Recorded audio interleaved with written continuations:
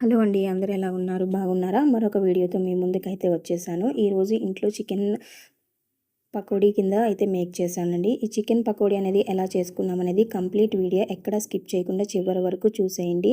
పప్పు, పొనగంటి కూరకి కాంబినేషన్‌గా దీన్నైతే చేసుకున్నాము. దీన్ని పప్పు చారులోకైనా, చారులోకైనా తిన్నా కూడా చాలా అంటే బాగుంటుంది.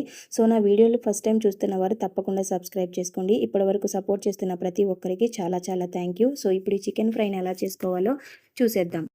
ముందుగానే చికెన్‌ని వాష్ చేసి పెట్టుకున్నాను. ఇక్కడ నేను హాఫ్ కేజీ చికెన్ తీసుకున్నాను. ఇందులో వాటర్ ఏమీ ఉండకూడదు. మొత్తం అంతా స్ట్రెయిన్ అయిపోవాలి.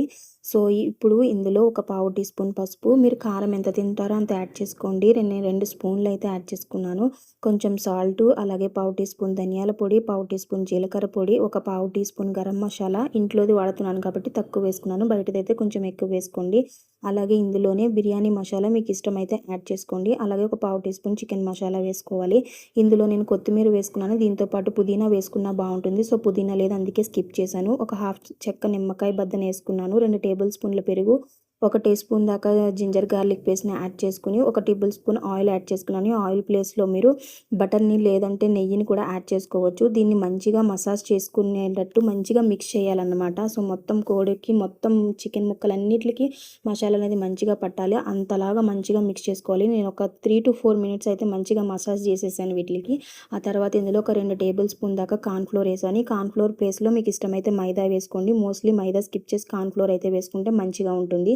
సో, ఇప్పుడు ఫైనల్‌గా ఇందులో కలర్ అయితే యాడ్ చేస్తున్నానండి. ఇది మీకు ఇష్టమైతే యాడ్ చేసుకోండి, లేదంటే లేదు. కలర్ అనేది ఆప్షనల్. సో, పిల్లలు ఇష్టంగా తింటారు అని చెప్పి కొంచెం కలర్ అయితే యాడ్ చేశాను. మరీ ఎక్కువ కూడా కాదు. చూస్తున్నారు కదా, చాలా తక్కువ డ్రాప్స్ అనమాట.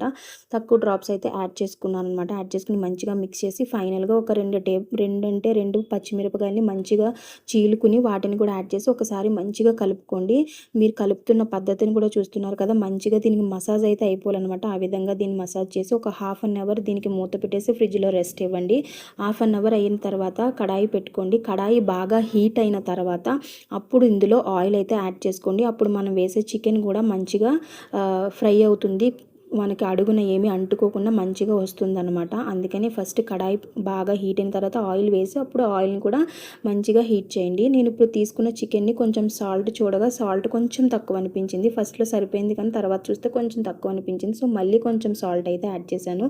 ఇప్పుడు డీప్ ఫ్రైకి మనం ఆల్రెడీ ఆయిల్ని అయితే పెట్టుకున్నాం కదా, ఈ ఆయిల్ కొంచెం బాగా హీట్ అయ్యి చూడండి కొంచెం బబుల్స్ అయితే వస్తున్నాయి కదా, ఈ టైంలో మనం స్టవ్ని మీడియం కింద పెట్టేసుకోవాలి. మీడియంగా పెట్టేసుకుని అప్పుడు మనం తీసుకున్న చికెన్ని ఒక్కొక్కటిగా ఇందులో వేసేసుకుని రెండు వైపులా కూడా గోల్డెన్ బ్రౌన్ కలర్ వచ్చేంత వరకు మీడియం ఫ్లేమ్లోనే కుక్ చేసుకోండి. ఎప్పుడు కూడా హై ఫ్లేమ్లో మాత్రం పకోడీని కుక్ చేయొద్దు. పైన కుక్ అయిపోతుంది కానీ లోపల మాత్రం కుక్ అయిపోదు. పైన మనకి మొత్తం మనం వేసే కార్న్‌ఫ్లోర్ కోటంతా మంచిగా హై ఫ్లేమ్లో పెడితే మంచి క్రిస్పీగా అయిపోతుంది కానీ లోపల మాత్రం చికెన్ పచ్చి పచ్చిగా ఉండిపోతుంది. ఎక్కడ కూడా కుక్ అవ్వదు. చూసారు కదా, ఈ విధంగా దగ్గరుండి మంచిగా ఫ్రై చేసేసుకొని, సో, మీరు తీసుకున్న కడాయి సైజుని బట్టి మీకు ఎంత చికెన్ ఎన్ని ఆయిల్ పడుతుందో అన్ని ఆయిల్ మీరైతే వేసుకోండి. నేను తీసుకున్న కడాయి కొంచెం చిన్నది కాబట్టి సో, నాకు ఒక 2-3 టైమ్స్ అయితే పట్టిందనమాట. సో, అలాగా హాఫ్ కేజీ చికెన్ మొత్తం అంతా మంచిగా దీన్నైతే ఫ్రై చేసేసుకున్నాను. ఒక పకోడీ కింద మంచిగా చేసుకున్నాను. పప్పు, పొనగంటి కూర చేసుకున్నామనమాట. దానికి కాంబినేషన్‌గా దీన్నైతే మేక్ చేశాను. ఇప్పుడు ఇక్కడ నేను కరివేపాకుని మంచిగా ఫ్రై చేసి యాడ్ చేసుకున్నాను. మీకు ఇష్టమైతే జీడిపప్పుని యాడ్ చేసుకోండి, లేదంటే వేరుశనగ గుళ్ళు యాడ్ చేసుకోవచ్చు. చాలా అంటే చాలా బాగుంటుంది తింటున్నప్పుడు పంట కింద తగిలి కూడా. సో, ఈ పైన కొంచెం అంత కారము, కొంచెం అంత లైట్‌గా సాల్ట్ అయితే యాడ్ చేశాను. యాడ్ చేసి ఒక్కసారి దీన్ని టాస్ చేసేసుకుని వేరొక బౌల్లోకి ట్రాన్స్ఫర్ చేసుకుంటే ఎంతో టేస్టీ అయిన చికెన్ పకోడీ అయితే రెడీ అయిపోయింది. చూసారు కదా, ఎంత బాగా వచ్చిందంటే అంత బాగా వచ్చింది. సో, మీకు వీడియో నచ్చిందని అనుకుంటున్నాను. మీకు నచ్చితే తప్పకుండా మీరు ట్రై చేసి లైక్ చేసి షేర్ చేసి ఎలా ఉందని తప్పకుండా కామెంట్ బాక్స్లో కామెంట్ చేస్తారని కోరుకుంటున్నాను. మరొక వీడియోతో మళ్ళీ కలుసుకుందాం. సబ్స్క్రైబ్ చేసుకోవడం మాత్రం మర్చిపోకండి.